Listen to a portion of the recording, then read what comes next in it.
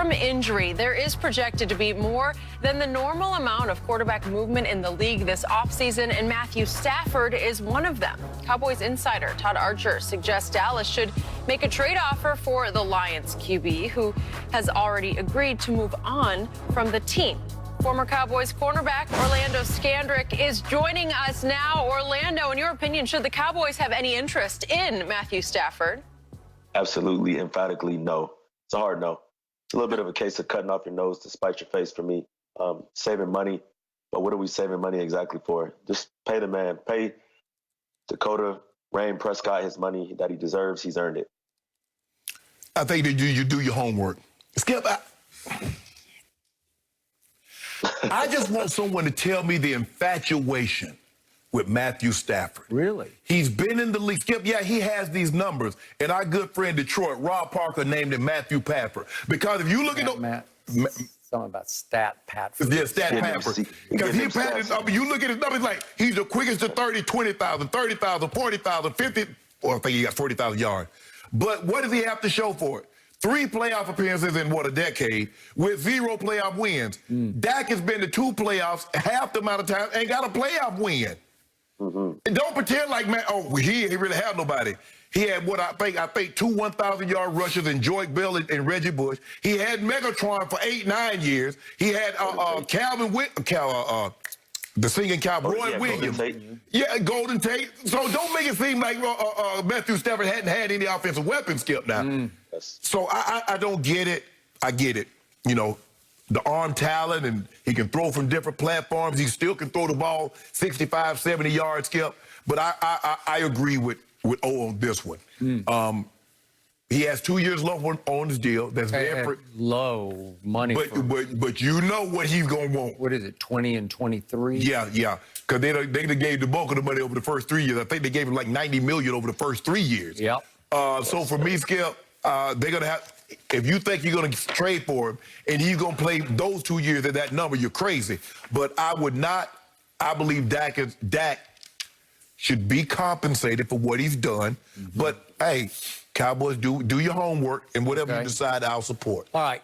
Before I go, back to you, Mr. Scandrick. I assume you've played against Matt Stafford? I have in the playoff game. In the playoff game. I think he's getting older. I think, Dak's in the prime of his career. Dak is the model citizen. He's the perfect face of your franchise. He has embodied and embraced everything that you talk about being in the Dallas Cowboy, and I think you just reward him. I think there's been several players that have been paid before him, and Ezekiel Elliott, Amari Cooper, and it's just Dak's time. I feel he should be paid. Okay, do you have that you've asked him to. How much respect do you have for Matt Stafford's arm? I have a lot of respect for Matt Stafford's arm, but these last few years he's been banged up and hasn't played 16 games. I agree. This is the first time Dak's missed a game. Okay. Here's my lone issue with Dak Prescott. I am the biggest fan, but it feels like he and Jerry have clashed so hard that they've gone over the edge past the point of no return. I just have this sinking feeling they're never going to quite get on the same page because remember the Yahoo report that we talked again and again about, not this past year, but the year before, after the first 3 games, Dak was just on fire, you said, against garbage opponents, but it was, remember, the Giants in Washington and Miami. They were no good that year. But remember, Jerry said publicly after the opening game, we are imminent. Jerry wouldn't say a deal was imminent unless they had agreed on the money. It was just crossing a few T's and dotting a few I's, and all of a sudden, chúc năm mới an khang thịnh vượng, chúc ông bà sức khỏe dồi dào, chúc cha mẹ gặp nhiều may mắn, chúc Welcome back to the Locked On Cowboys podcast, part of the Locked On Podcast Network. Thank you for tuning in. I am your host, Marcus Mosher. You can follow me on Twitter at Marcus_Mosher. And joining me today, as always, is Landon McCool. You can check him out on Twitter at McCoolDCB. You can also listen to him on the Best Coast Boys podcast. Landon, how's it going, sir?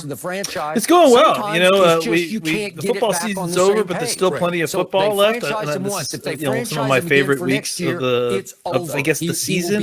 This is the kind of weird area where there's still not regular season, but season football happening in this postseason, and then you you've also started to bleed a little bit into the off season, start talking about prospects, and obviously we have a lot to talk about on that front with the Senior Bowl. Yeah, the Senior Bowl continues to roll on down in Mobile, Alabama.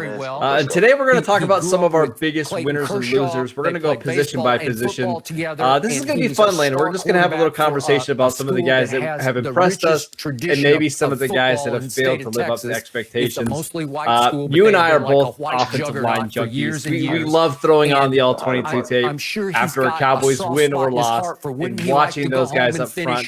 So we have to start with the offensive line here. Who is the one player that has really stood out to you on the offensive line?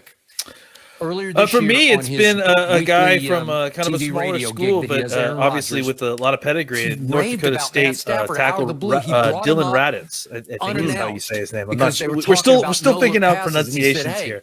But yeah, I just thought, you know, what you worry about a lot of times with some of the smaller school guys is, you know, what are their fundamentals like? What's the coaching like that they got at their school? You know, what kind of base of level of skill do they have coming in? A lot of times they end up being really raw players, and the guys that you see that come out of small schools that are offensive linemen, they're usually the measurables guys, right? Because oh my gosh, look at this guy, 6'7", and he's playing with accountants, and then it's a really difficult evaluation trying to figure it out. But the thing here is that, you know, Raditz came from a school in North Dakota State, and obviously Cowboys fans will know that that's obviously where current or former Eagles. Carson Wentz. So and it's a powerhouse in that division. I think they've won the championship. I mean, I think they've won it a bunch of years in a row, if I'm not mistaken. But they're always in it. They've got NFL guys now in the league other than Carson Wentz. We're actually going to talk about another one in a little bit. Jabril Cox. I don't know if you knew that. Came from actually came from before he was at LSU. So I guess my point is with this kid, you know, it's actually kind of the opposite, right? He's not the measurables guys. I mean, though I think he kind of meets the requisite length and height that you want for a guy who could be either a guard or a tackle. But the thing that really stood out for me, and this is kind of funny because I noticed him while actually trying to watch pass rushers. He just has such a beautiful pass. Like he's really obviously very well coached. He's very balanced in his set. He doesn't overreach. He's a little bit you know, not shorter, but he's got average length, and he's coming into a higher level of competition. And what you see with guys like that often is that with the exception of the nerves, they'll want to reach out and grab and reach out and hit the defender that's coming at them. And ultimately what they do is they lunge and they get over their feet and they lose balance. And that's a function of just not trusting their athleticism and not trusting their technique. Raditz doesn't have that issue. He was balanced in his stance throughout, and it served him well in a lot of the one-on-ones that I saw. Yeah, so he had wins on Wednesday's practice at left tackle and at left guard, which I thought was interesting that the coaching staff there tried him inside. He can get moved back a little bit, but he stays on his block, and that's one thing that's really good. His feet, he's always in the right position. I really like him, so that's a great call. Probably top 100 pick. I think that almost feels like a lock now, right? Now, for sure, absolutely. I think it's certainly within the realm of possibility. I wouldn't be surprised if he slipped a little bit just because, you know, uncertainty with the small school and this year. I wouldn't worry about it, honestly. But if you get him in the fourth round, you get an absolute. Yeah, for the Cowboys, I mean, that's a guy that if he's there in the third round and you don't take a tackle early, that's a perfect guy to develop as a swing tackle because he's already got the feet. Maybe the measurables aren't great, but you add a little bit of core strength, a little bit of power, and that's a starting tackle all day long. I don't either. Let's stick with the offensive tackles. James Hudson, another guy from Cincinnati, who Landon, I'm not exaggerating, did not know this person existed before I watched Wednesday's practice. And it was one of those things where I was watching Shaka Toney and some of these other defensive ends, and this Hudson kid just kept winning every single matchup. And there was a couple reps where he absolutely buried a guy.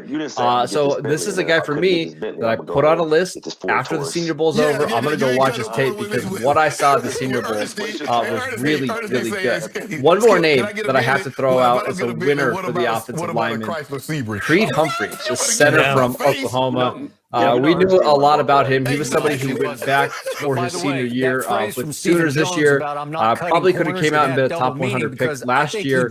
I think he's got a chance to be a first-round pick. He cut you, right? Again,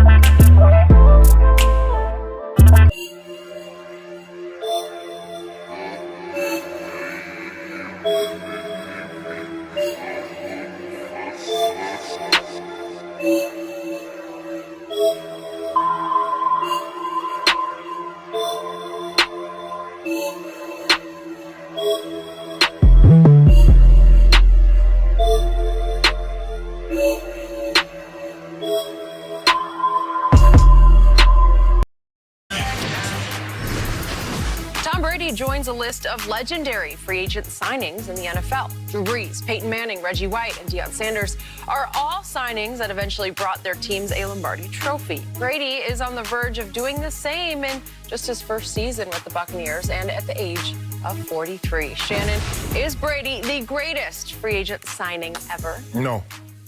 I mean, Peyton won 4 division titles in his 4 years there. Peyton won a Super Bowl went to 2.